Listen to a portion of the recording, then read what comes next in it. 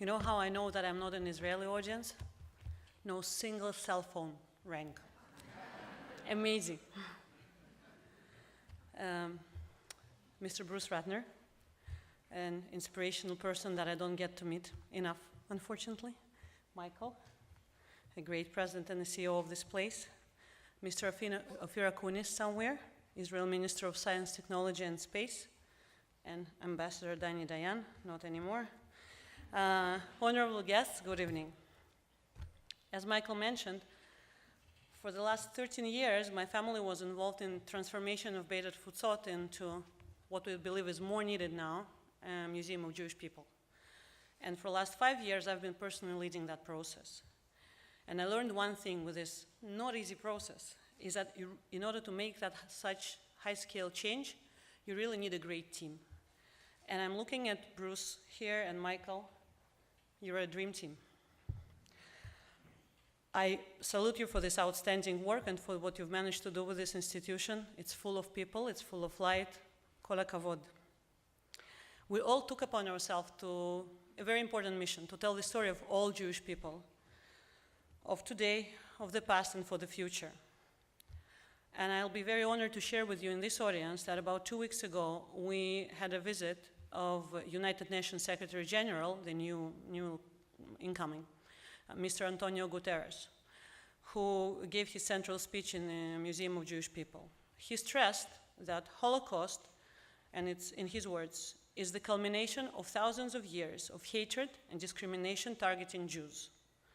He added that in his eyes, anti-Semitism includes any call for the destruction of the state of Israel. I have to say this was quite refreshing to hear it from the United Nations representatives. Thank you. So you heard the story about the operation finale, and I'm the only last thing standing, not between you and dessert, but between you and seeing the exhibit. But I want to tell you that, what was it, 2011, I think, or Rich Shacham Guver here, our chief curator, can 12. When we had a visitor, an interesting visitor, who suggested to us that Mossad might be willing to open their archives and to tell the Eichmann story, we thought it was a good joke, because you just think about Mossad opening up and telling the story.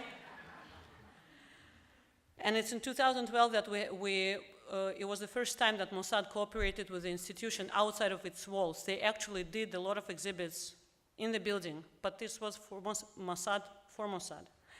And it was a breakthrough for us, because just think about the process that we went through in changing their policies in sharing. We had, 2 years of legal advisor of Mossad, we had fun. But I think what it created is something that I'm so happy that it finally came to New York, because it's supposed to be here. It started in Tel Aviv. This exhibit went to Illinois.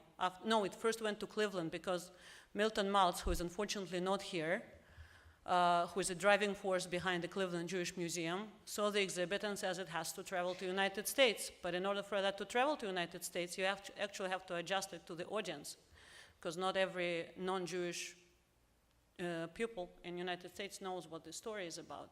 So it traveled to Cleveland, and then it traveled to Illinois, and I'm honored and proud that we're cooperating, and it's here in New York finally.